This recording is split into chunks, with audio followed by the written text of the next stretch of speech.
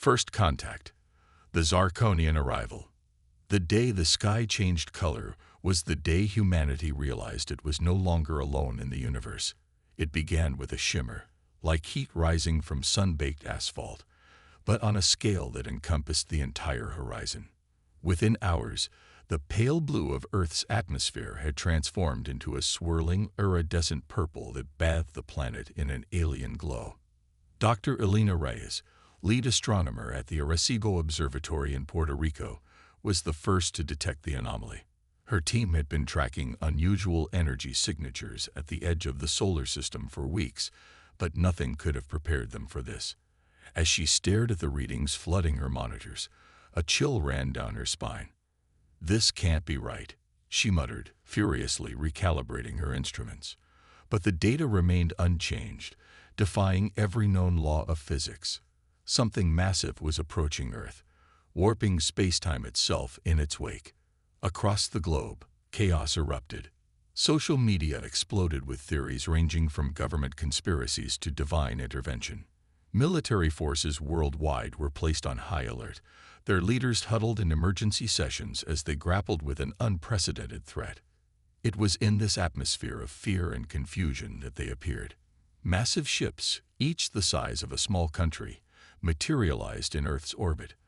Their design was organic yet impossibly sleek, as if grown rather than constructed.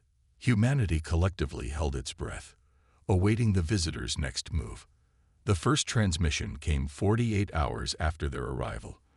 It bypassed all known communication channels, appearing simultaneously on every screen and speaker on the planet.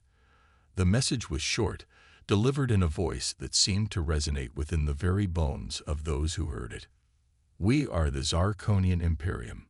Your world is now under our protection. Resistance is unnecessary and inadvisable." In the United Nations Security Council chamber, frantic debates gave way to stunned silence. General Alexei Volkov, representative of the Russian Federation, was the first to break it. "Protection," he scoffed, his thick accent laced with derision. "Is that what they call conquest these days?" U.S. Ambassador Sarah Chen shook her head, her eyes never leaving the holographic display of the alien fleet. "We need to establish communication, find out their true intentions. For all we know, this could be a cultural misunderstanding." "Misunderstanding?" Volkov barked a harsh laugh. "Look at those ships, Ambassador. They didn't come all this way for a friendly chat." As world leaders argued, Dr. Elena Reyes and her team worked tirelessly to decipher the aliens' technology. Every scan, every probe they sent was effortlessly deflected or absorbed by the Zarkonian ships. It was like trying to study a black hole with a flashlight. "It's not just advanced," Elena explained to her colleague, Dr. Hiroshi Tanaka. "It's like comparing our technology to that of ancient Rome. The gap is insurmountable." Hiroshi's usually cheerful face was grim. "Then what hope do we have?" Elena turned back to her instruments, determination etched in every line of her face. "We're human, Hiroshi. Hope is what we do best." Meanwhile, in a hidden bunker beneath the Pentagon, a different kind of preparation was underway. Colonel Marcus Drake, a decorated veteran with a reputation for unorthodox tactics, addressed a room full of the world's elite special forces operators. "Ladies and gentlemen, we are facing an enemy unlike any we've encountered before. They have technology we can't understand, weapons we can't counter, and capabilities we can't even imagine." He paused, his steely gaze sweeping the room. "But they've made one critical mistake." A murmur ran through the assembled soldiers. Drake allowed himself a grim smile before continuing. "They've underestimated us. They think their tech makes them invincible. But history has shown time and time again that the most dangerous enemy is the one fighting for their home, their family, their very existence." As Drake outlined his audacious plan on the other side of the world, in a small village in Kenya, a young girl named Amani made a discovery that would change the course of the coming conflict. While fetching water from a well, she noticed strange, shimmering patterns in the dirt. Curious, she reached out to touch them. and gasped as they reacted, forming complex, ever-changing geometries. Unknown to Amani, she had stumbled upon a piece of Zarkonian technology, a scout drone that had malfunctioned and crashed to Earth. Her innocent interaction with it would soon provide humanity with its first real insight into the alien systems. Back in orbit, aboard the Zarkonian flagship, Supreme Commander Zixlar observed the primitive planet below with a mixture of curiosity and disdain. His species had encountered and subjugated countless civilizations across the galaxy, but something about these humans intrigued him. "Report," he commanded, his voice a harmonious blend of tones impossible for human vocal cords to produce. His second-in-command, Velox, approached, her bioluminescent skin pulsing with information. "The inhabitants continue to broadcast a cacophony of signals, Supreme Commander. Most appear to be expressions of fear or defiance. Their military forces are mobilizing, but their weapons are quaint." Zixlar's upper eyes blinked in sequence, a gesture of amusement. "Have they made any attempt to communicate directly?" "Yes, Supreme Commander. They've transmitted messages in thousands of different languages and mathematical sequences. Quite impressive for such a young species." For a moment, Zixlar allowed himself to feel a twinge of admiration. In all their conquests, they had never encountered a species so diverse, so adaptable. It almost seemed a shame to subjugate them. Almost. "Send the emissaries," he decided. "Let us see how these humans handle face-to-face diplomacy." As the Zarkonian dropships descended through Earth's atmosphere, humanity watched with bated breath. In New York, Beijing, Moscow, and 100 other cities, millions gathered in streets and squares, their eyes fixed on the sky. Fear mingled with awe as the alien craft, defying all known laws of aerodynamics, settled gently in predetermined landing zones. The doors opened, and the Zarkonians emerged. They were tall, easily 9 feet in height, with bodies that seemed to flow like liquid mercury. Their faces were a mesmerizing array of bioluminescent patterns, shifting and changing with every movement. As the aliens took their first steps on Earth soil, a tense silence fell over the watching crowds. This was the moment that would define humanity's future, the first true contact between Earth and the stars.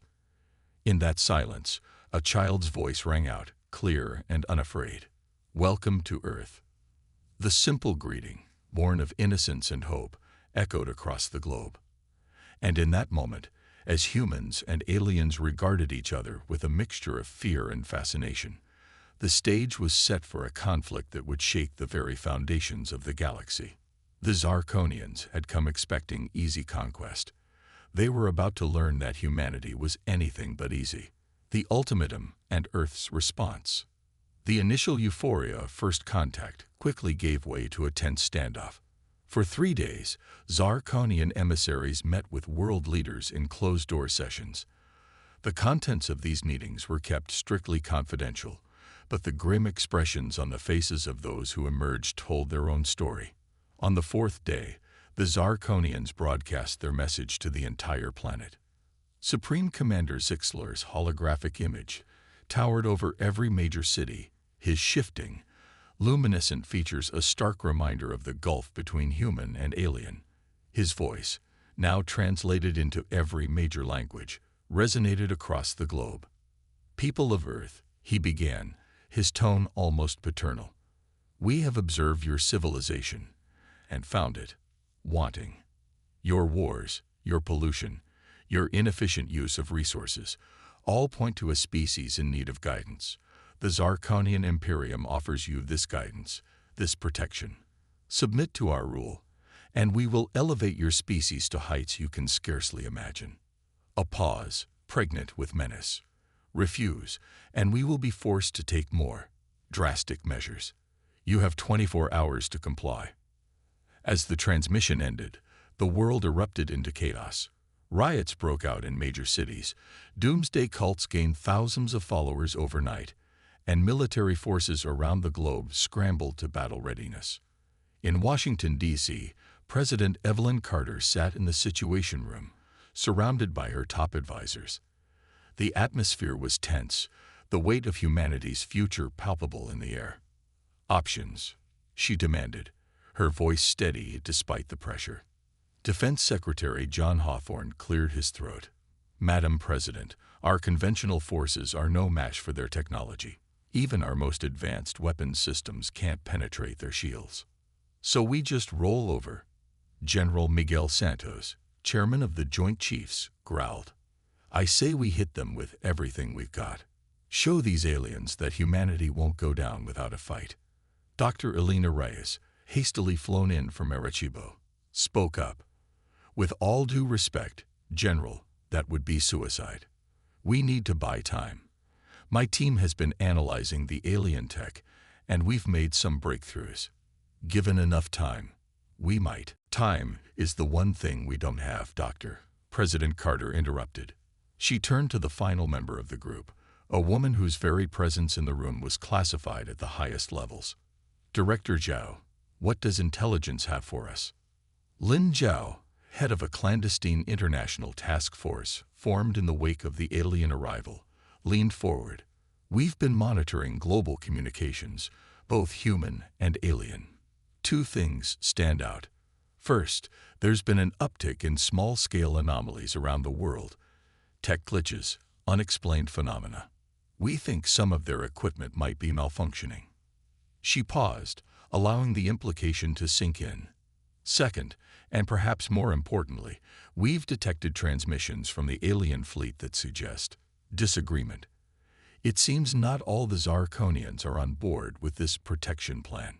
President Carter's eyes narrowed. You're saying there might be a faction we can negotiate with? Potentially, Zhao nodded. But we'd need to tread carefully. Any overt attempt to exploit their internal politics could backfire spectacularly. The president stood, her decision made. We're not submitting, and we're not starting a war we can't win.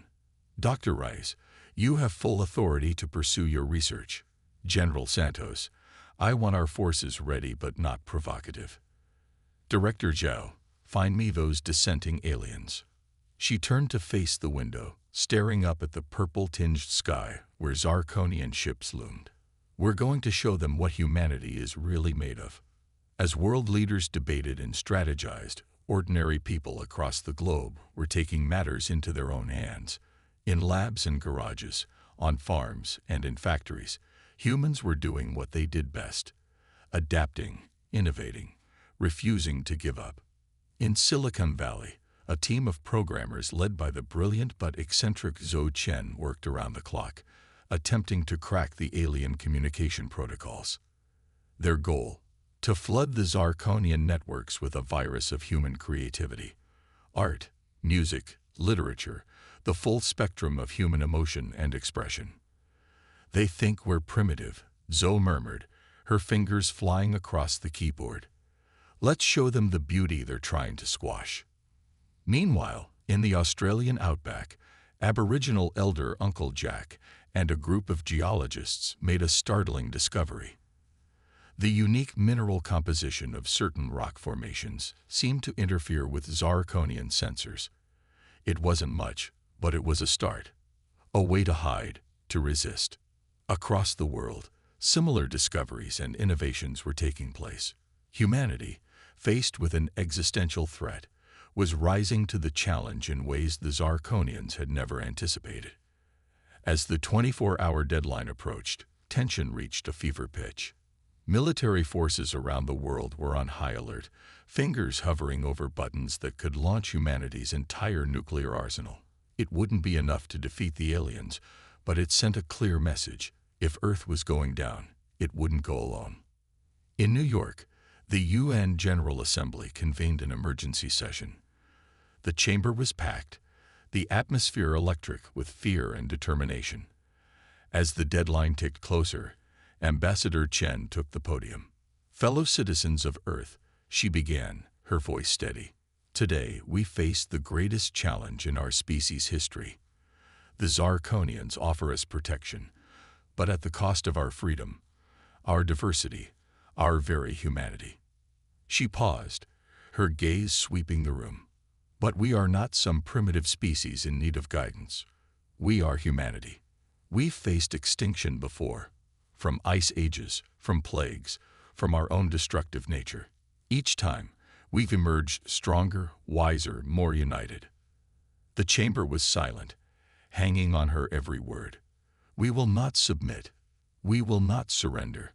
We will show these would-be conquerors that humanity's strength lies not in advanced technology or powerful weapons, but in our spirit, our creativity, our unwavering determination to forge our own path among the stars. As Chen spoke, her words were broadcast across the globe, and thanks to Zhou Chen's team, directly into the Zarkonian fleet, humans everywhere listened, tears in their eyes, pride swelling in their hearts. In Kenya, young Amani watched the speech on a battered TV, the strange alien device she'd found clutched in her hands. As Chen's words washed over her, the device began to pulse with an inner light, responding to the raw emotion in the air. Aboard the Zarkonian flagship, Supreme Commander Zixlar watched the broadcast, his bioluminescent patterns swirling in confusion and growing respect. This was not the response he had expected.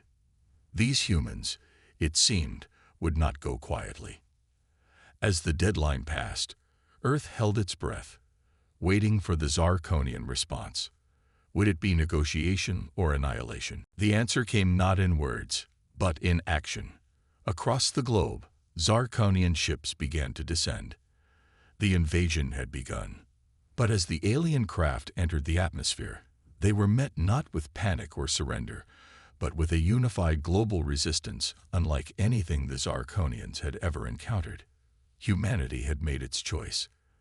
They would stand and fight, not just for their lives, but for their right to determine their own destiny. The battle for Earth had begun, and against all odds, humanity intended to win. David versus Goliath. The first battle. The world watched in horror as the Zarkonian ships descended, their massive forms blotting out the sun and cities across the globe. But as the aliens prepared to demonstrate their overwhelming technological superiority, they were met with a surprise that would shake their confidence to its core. In New York, as a Zarkonian battlecruiser loomed over Manhattan, its weapons charging for a devastating first strike, something unexpected happened. The ship suddenly lurched, its sleek form shuddering as if struck by an invisible force. Confusion rippled through the Zarkonian ranks as their supposedly impenetrable shields flickered and failed. Unknown to the aliens, a team led by Dr. Elena Reyes had made a breakthrough. Using data from the malfunctioning scout drone found by Amani in Kenya, they had developed a crude but effective countermeasure. By broadcasting a specific frequency, they could disrupt the Zarkonian shield harmonics, if only for a few precious moments. As the alien ship's defenses faltered, the humans struck. A barrage of conventional weapons fire peppered the vessel's hull. While hardly crippling, it was enough to force the ship to retreat to a higher altitude, buying precious time for evacuation efforts on the ground. Similar scenes played out in cities around the world. The Zarkonians, expecting an easy victory, found themselves facing a coordinated global resistance that defied their expectations at every turn. In Beijing, as Zarkonian ground forces attempted to secure the city center, they were met not with terrified civilians, but with a populace that had been rapidly trained in guerrilla tactics. Led by veteran PLA officers, ordinary citizens turned their intimate knowledge of the urban landscape into a devastating advantage. Aliens found themselves ambushed in narrow alleys, disoriented by makeshift smoke bombs, and separated from their units by cleverly orchestrated crowd movements. The Zarkonians, used to fighting on open battlefields with clear lines of engagement, struggled to adapt to this chaotic, unpredictable form of warfare.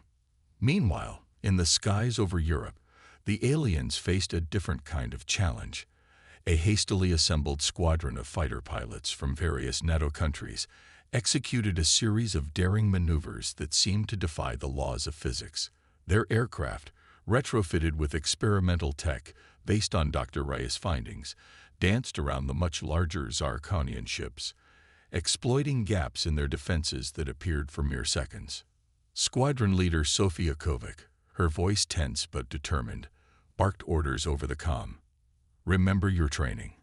Hit and fade. Don't give them a clean shot. As her squadron darted between buildings and clouds, engaging in a deadly game of cat and mouse with the alien craft, Sophia couldn't help but feel a surge of pride. They were outgunned and outmatched, but they refused to give up. On the ground, the situation was equally intense. In Rio de Janeiro, as Zarkonian dropships descended on Copacabana Beach, they were met with an unexpected form of resistance. Hundreds of civilians, led by local capoeira masters, engaged the alien foot soldiers in close combat. The fluid, acrobatic movements of the Brazilian martial art confounded the Zarkonians, whose combat training had never prepared them for such unpredictable opponents. Even as battles raged across the globe, humanity's scientific community worked tirelessly to level the playing field. In a secured bunker beneath CERN, physicists and engineers from dozens of countries pooled their knowledge, seeking weaknesses in the alien technology. Dr. Hiroshi Tanaka, his eyes red from lack of sleep, excitedly called his colleagues over. Look at this. They're quantum field generators. They're not accounting for the Casimir effect in high-gravity environments. As the scientist huddled around his workstation, the implications became clear. With the right approach, humanity might be able to neutralize some of the Zarkonians' most potent weapons. But the aliens were far from defeated. For every small victory humanity claimed, the Zarkonians responded with overwhelming force. Cities burned, millions were displaced, and the death toll mounted with each passing hour. In orbit, Supreme Commander Zixlar watched the unfolding chaos with a mixture of frustration and grudging respect. These humans were proving to be far more troublesome than anticipated. He turned to his second-in-command, Velox, his bioluminescent patterns pulsing with agitation. Increase the intensity of our attacks, he ordered. Show these primitives the true might of the Zarkonian Imperium. Velox hesitated, her own patterns flickering with uncertainty. Supreme Commander, perhaps we should reconsider our approach. These humans, their resistance is unlike anything we've encountered. Maybe there's another way. Enough. Zixlar's voice reverberated through the command center. We are Zarkonian. We do not negotiate. We do not compromise. We conquer. As Velox reluctantly carried out her orders, she couldn't shake a growing sense of unease. This conflict was not proceeding as it should, and the cost, on both sides, was rapidly becoming catastrophic. Back on Earth, in the war room beneath the Pentagon, Colonel Marcus Drake briefed a group of international special forces on their most daring mission yet. The plan was audacious, bordering on suicidal, but if successful, it could turn the tide of the war. Ladies and gentlemen, Drake began, his voice grave. What I'm about to propose goes against every convention of modern warfare. But then again, we're not fighting a conventional war. He outlined the plan. A series of coordinated strikes against key Zarkonian command and control nodes, followed by a daring raid on one of their planet-side bases. The goal, to capture alien technology that could potentially be reverse-engineered. As Drake spoke, a ripple of tension passed through the room. The risks were enormous, the chances of success slim, but the alternative, slow, inevitable defeat, was unthinkable. Captain Amir Hassan, a Saudi Special Forces operator, voiced what everyone was thinking. Sir, with all due respect, this is a one-way mission. The chances of survival. Drake cut him off, his eyes hard. Are low, I know. I'm not ordering anyone to do this. I'm asking for volunteers. For a moment, silence reigned. Then, one by one, hands began to raise. Within minutes, every person in the room had volunteered. As the teams began to prepare for their mission, news came in from the front lines. The Zarkonians, stung by the unexpected resistance, had escalated their attacks. Major cities around the world were bearing the brunt of their fury. In London, Big Ben crumbled under alien fire. In Moscow, the Kremlin burned. The Sydney Opera House, the Taj Mahal, the Great Wall of China. One by one, humanity's greatest monuments fell. But for every landmark destroyed, for every life lost, the human spirit of resistance grew stronger. In the rubble of destroyed cities, survivors banded together, forming ad hoc communities that defied the aliens' attempts to impose order. Underground networks sprang up, sharing information, resources, and hope. As the first day of battle drew to a close, both sides took stock of their losses. The Zarkonians, despite their superior technology, had failed to achieve the quick victory they had expected. Humanity, battered but unbroken, had proven itself a far more formidable opponent than anyone, alien or human, had anticipated. In the quiet moments between battles, as the sky burned with the remnants of destroyed ships and the air filled with the acrid smell of war, a new sentiment began to spread among Earth's defenders. It wasn't just about survival anymore. It was about showing the galaxy what humanity was truly capable of. As dawn broke on the second day of the invasion, Colonel Drake's Special Forces teams prepared to launch their daring raid. In labs and bunkers around the world, scientists and engineers worked feverishly to exploit the weaknesses they'd discovered in Zarkonian tech. And in every corner of the globe, ordinary people steeled themselves for another day of extraordinary courage and resistance. The battle for Earth was far from over. But humanity had survived the first onslaught, and in doing so, had served notice to the Zarkonians and the entire galaxy. Earth would not fall easily, if at all. The war had only just begun, and humanity was just starting to show its true strength. The human spirit unleashed. As the conflict entered its second week, the true nature of humanity's resistance began to take shape. What had started as desperate, uncoordinated efforts to survive had evolved into a global network of cooperation and innovation unlike anything in human history. The International Space Station, once a symbol of scientific collaboration, had been hastily converted into a command center for Earth's defense. Dr. Elena Reyes, working alongside astronauts and engineers from a dozen countries, coordinated research efforts from this orbital sanctuary. "We've made a breakthrough," Elena announced, her hologram flickering in war rooms across the globe. The Zarkonians' quantum communications network, weak and disrupted. Not permanently, but enough to give us an edge. In Washington, D.C., President Carter leaned forward, hope glimmering in her tired eyes. "How soon can we implement this, Doctor?" "That's the beauty of it," Elena replied, a hint of pride in her voice. "We already have. Every smartphone, every Wi-Fi router, we've repurposed them into a global web of quantum interference. The Zarkonians are already feeling the effects. They just don't know why yet." This breakthrough was just one of many. Across the planet, humans were adapting and innovating at an unprecedented rate. In the slums of Mumbai, a young hacker named Raj had discovered a way to piggyback human communications on the Zarkonians' own transmissions, creating an undetectable, instantaneous global network.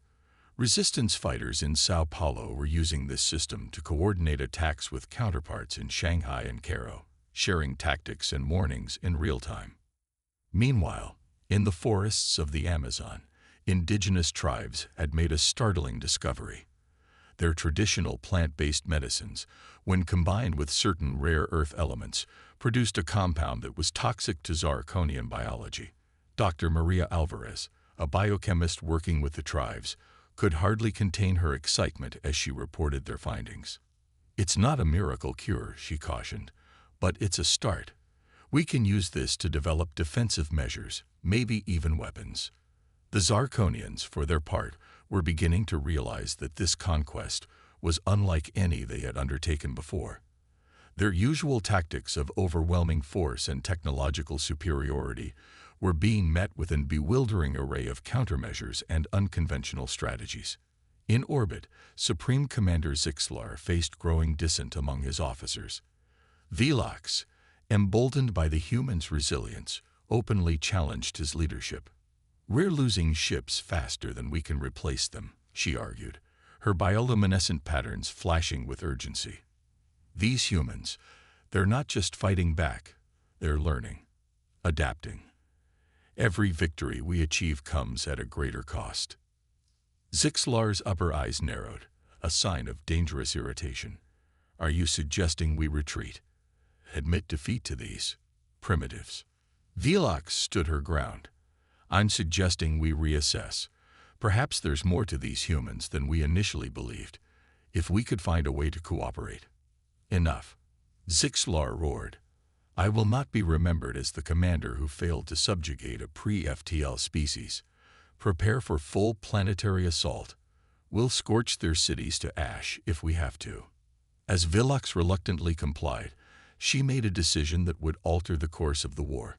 Using the communications disruptions as cover, she secretly reached out to human leaders, offering crucial intelligence on Zarkonian weaknesses. On the ground, Colonel Drake's Special Forces teams had achieved the near impossible. In a series of daring raids, they had managed to capture several pieces of Zarkonian technology, including a fully functional battlesuit. The suit now lay in a heavily guarded lab beneath MIT, where a team led by the brilliant roboticist, Dr. Yuki Tanaka, worked day and night to unlock its secrets. It's not just advanced, Yuki explained to a group of wide-eyed military officials. It's intuitive. The neural interface, the adaptive camouflage. It's like it can read the wearer's mind. General Santos leaned in, his voice gruff but tinged with excitement. Can we replicate it? Yuki shook her head. Not entirely, not yet. But we can adapt some of its principles to our own tech. Imagine powered armor that enhances not just strength and speed, but reaction time, sensory perception, even tactical decision-making. As scientists and engineers worked to level the technological playing field, ordinary citizens were finding their own ways to contribute to the war effort. In rural America, farmers used their intimate knowledge of the land to set up ambushes, luring Zarkonian patrols into carefully prepared kill zones. In the megacities of Asia, millions of people coordinated their movements via app, creating human swarms that could rapidly assemble and disassemble, confusing alien targeting systems and providing cover for resistance fighters. Even children were playing their part. A group of high school students in Tokyo had developed a simple but effective method for detecting Zarkonian cloaking fields using modified smartphones. Their app, shared globally, turned millions of civilians into an early warning system against stealth attacks. But for all of humanity's ingenuity, the war was taking a devastating toll. Billions were displaced, major cities lay in ruins, and the global economy teetered on the brink of collapse. Yet somehow, in the face of overwhelming odds, the human spirit not only endured but flourished. In the refugee camps that had sprung up around the world, stories of heroism and compassion abounded. Former enemies worked side by side to distribute food and medical supplies. Artists created murals of hope and defiance on the walls of bombed-out buildings. Musicians held impromptu concerts in underground shelters, their melodies a reminder of the beauty humanity was fighting to preserve. It was in one such shelter, deep beneath the ruins of Paris, that a moment occurred that would be remembered for generations. As Zarkonian bombs fell overhead, a diverse group of survivors, French, Syrian, Chinese, Nigerian, and more, spontaneously joined together in singing La Marseillaise. The song, once a national anthem, became a hymn of human unity and resilience. A Zarkonian scout, observing through a partially collapsed wall, was moved to tears by the display, an emotion its species had thought long evolution. In that moment, the scout made a decision that would ripple through the Zarkonian ranks. It powered down its weapons and stepped into the shelter, hands raised in a universal gesture of peace. As news of this encounter spread, more and more Zarkonians began to question the wisdom of this war. Velox, emboldened by growing support, intensified her efforts to open diplomatic channels with Earth's leaders. But Supreme Commander Zixlar, driven by a mixture of pride and genuine belief in the Zarkonian mission of galactic order, was unmoved. As the fourth week of the war dawned, he gave the order that he believed would finally break humanity's will to resist, a full-scale assault on Earth's largest population centers, with no regard for civilian casualties. As Zarkonian ships positioned themselves for this apocalyptic attack, humanity faced its darkest hour. But in war rooms and labs, in bunkers and refugee camps, in the hearts and minds of billions, a steely resolve took hold. If this was to be humanity's final stand, they would make it one the galaxy would never forget. Little did either side know that a wild card was about to enter play. A discovery made by young Amani in Kenya, who had continued to experiment with the alien device she had found. As she finally unlocked its true potential, she unleashed a power that would forever change the course of the war, and perhaps the fate of the galaxy itself. The stage was set for a confrontation that would determine not just the fate of Earth, but the very nature of galactic civilization. Humanity, with its back against the wall, was about to show the universe what it was truly capable of. Turning the tide, humanity's triumph. As Zarkonian warships descended upon Earth's major cities, their weapons primed for a devastating assault, humanity braced for what seemed like the end. But in that darkest hour, an unexpected turn of events would change everything. In Kenya, young Amani stood atop a hill, the alien device she had found weeks ago clutched tightly in her hands. Over time, she had formed a unique bond with the technology, understanding it in ways that even the most brilliant scientists couldn't comprehend. As the Zarkonian ships filled the sky, Amani closed her eyes and focused. The device began to hum, emitting a soft, pulsating light. Suddenly, a wave of energy burst forth, spreading across the globe at impossible speeds. As it washed over the Zarkonian fleet, their ships suddenly went dark, suspended in the air as if frozen in time. In orbit, Supreme Commander Zixlar watched in disbelief as his mighty armada hung motionless. "What is the meaning of this?" he roared, his bioluminescent patterns flashing chaotically. Vilax, her own patterns pulsing with a mix of awe and hope, could only shake her head. It's them, the humans. They'd done something we thought impossible." What Amani had unleashed was beyond either human or Zarkonian understanding. The device, it turned out, was not a weapon or a tool, but a key to unlocking the latent psychic potential within humanity itself. Across the globe, humans found themselves suddenly connected, their minds linked in a vast, collective consciousness. It was overwhelming at first, a cacophony of thoughts and emotions. But as the initial shock subsided, something remarkable happened. Humanity, in all its diversity and complexity, found harmony. Dr. Elena Reyes, aboard the International Space Station, was among the first to grasp the implications. "It's not just communication," she breathed, her eyes wide with wonder. "It's unity, perfect cooperation on a scale we've never imagined." With this newfound collective intelligence, humanity's already impressive rate of innovation and adaptation exploded. Solutions to problems that would have taken years to develop were realized in moments. The secrets of Zarkonian technology, once impenetrable, were unraveled with ease. On the ground, the tide of battle shifted dramatically. Human resistance fighters, now able to coordinate with perfect precision, outmaneuvered Zarkonian forces at every turn. Ordinary citizens, their latent abilities awakened, demonstrated feats of strength, speed, and cognitive prowess that rivaled the alien invaders. Colonel Drake, leading a final assault on a key Zarkonian stronghold, found himself moving with impossible grace, his every action in perfect sync with his team. "It's like we're one organism," he marveled, as they effortlessly breached defenses that would have been impenetrable just hours before. But it wasn't just humanity's combat capabilities that had been transformed. Scientists and engineers, their minds linked in a global network of shared knowledge, made breakthrough after breakthrough. Dr. Yuki Tanaka and her team at MIT, working in concert with researchers around the world, not only reverse-engineered Zarkonian technology, but improved upon it. "We're not just catching up," Yuki announced, her voice filled with excitement. "We're leapfrogging ahead. The advances we're making, in energy production, in propulsion, in material science. They're beyond anything either humanity or the Zarkonians have achieved before. As humanity's collective power grew, a change came over the Zarkonian forces. Many, witnessing the incredible transformation of their supposedly primitive adversaries, laid down their weapons in awe.